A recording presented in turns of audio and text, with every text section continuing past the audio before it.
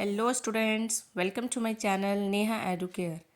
आज हम शुरू करेंगे class 9th history chapter 3 Nazism and the rise of Hitler. इस चैप्टर को हम बहुत इजी लैंग्वेज में पूरे चैप्टर को एक्सप्लेन करेंगे।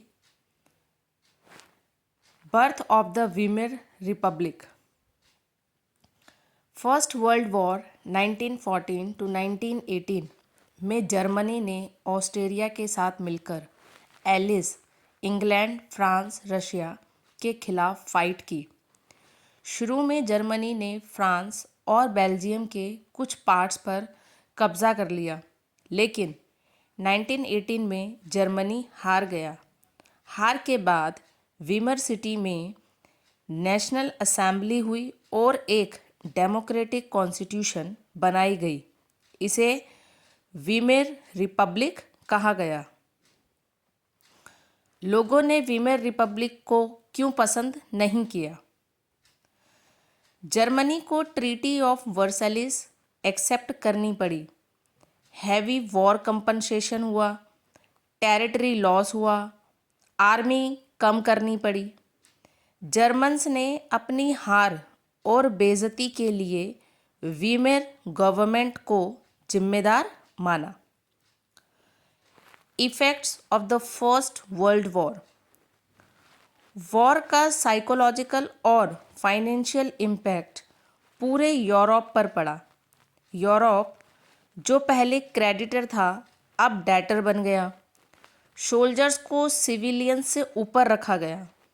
नेशनलिज्म, वायलेंस और वॉर प्रोपेगेंडा को प्रमोट किया गया। कंजर्वेटिव और नेशनलिस्ट ग्रुप्स ने वीमर सपोर्टर्स पर अटैक किया। Political radicalism and economic crisis 1923। Germany ने स्पार्टकिस्ट लीग ने अपराइजिंग की। यह रशिया के बोल्शेविक रेवोल्यूशन से इंस्पायर्ड थी। उन्होंने कम्युनिस्ट पार्टी ऑफ जर्मनी बनाई। Economic crisis 1923। जर्मनी ने वॉर रिपेरेशंस देने से मना किया। फ्रांस ने जर्मनी का इंडस्ट्रियल एरिया रूर ऑक्यूपाई कर लिया। जर्मनी ने ज़्यादा पेपर करेंसी प्रिंट कर दी, जिसका रिजल्ट क्या हुआ? मार्क की वैल्यू गिर गई, प्राइजेस बहुत ज़्यादा बढ़ गए, जिसे हाइपर इन्फ्लेशन कहा जाता है। Years of depression 1924 to 1929। थोड़ी स्टेबिलिटी आई, लेकिन वो टेम्प्रोरी थी। जर्मनी यूएसए के शॉर्ट टर्म लोन्स पर डिपेंड थी। 1929 वॉल स्ट्रीट क्रैश के बाद यूएसए ने लोन्स वापस ले लिए। जर्मनी की इकोनॉमी कोलैप्स हो गई। मिडिल क्लास और वर्कर्स को पॉवर्टी और अनएम्प्लॉयमेंट का डर सताने लगा। Defects of Weimar Republic. Proportional representation. बहुत सारी पार्टीज बन गई, जिसका रिजल्ट क्या हुआ? गवर्नमेंट वीक हो गई। आर्टिकल 48 प्रेसिडेंट को इमरजेंसी पावर्स दी गई, जिसमें वह सिविल राइट्स सस्पेंड कर सकता था और डिक्री से रूल कर सकता था। ये पावर्स बाद में हिटलर ने मिसयूज भी की। Hitler's rise to power. Hitler का जन्म 1889 ऑस्ट्रिया में हुआ। फर्स्ट वर्ल्ड वॉर में ब्रेवरी के मेडल्स मिले। ट्रीटी ऑफ वर्साइलिस से वो बहुत गुस्सा था। उसने जर्मन वर्कर्स पार्टी ज्वाइन की। फिर बाद में उसका नाम बदलकर नाजी पार्टी रखा। ग्रेट डिप्रेशन के टाइम नाजिज्म पॉपुलर हुआ। नाजी प्रोपेगेंडा ने जॉब्स का प्रॉमिस किया, स्ट्रॉन्ग नेशंस का सपना दिखाया। ओवरऑल हिटलर एक पावरफुल स्पीकर था। Destruction of democracy 1933। 30 जनवरी 1933 हिटलर चांसलर बना। फायर डिक्री 28 फरवरी 1933 freedom of speech, press, assembly suspend की गई। कम्युनिस्ट को कंसंट्रेशन कैंप्स में भेजा गया। सारी पॉलिटिकल पार्टीज बैन हुई। Special police and surveillance system बनाया गया। Reconstruction and expansion. Economist Hjalmar Schacht को इकोनॉमिक रिकवरी का चार्ज मिला। गवर्नमेंट फंडेड एम्प्लॉयमेंट प्रोग्राम्स शुरू हुए। हिटलर ने लीग ऑफ नेशन छोड़ दी। कब? 1933 में।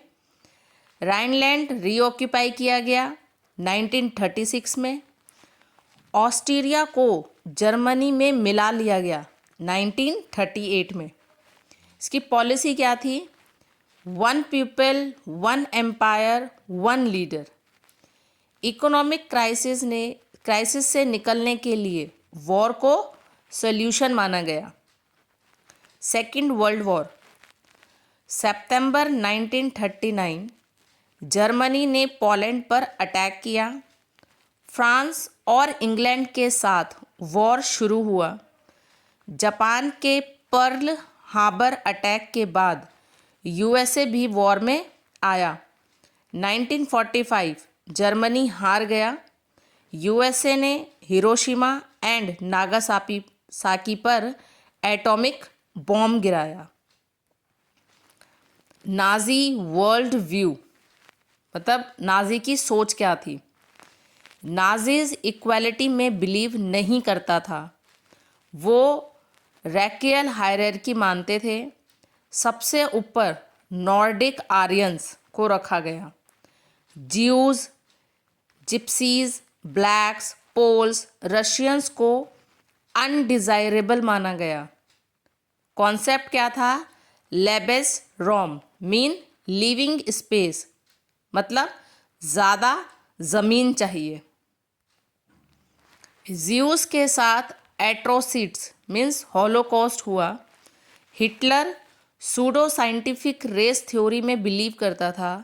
ज्यूस को एलिमिनेट करना सल्यूशन माना गया था। फेजेस 1933 टू 1938 ज्यूस को टेरराइज, पुअर और आइसोलेट किया गया। 1939 टू 1945 पोलैंड में गैस चैम्बर में मास किलिंग हुई, मतलब बहुत सारे लोगों को मारा गया। रैकियल यूटोपिया।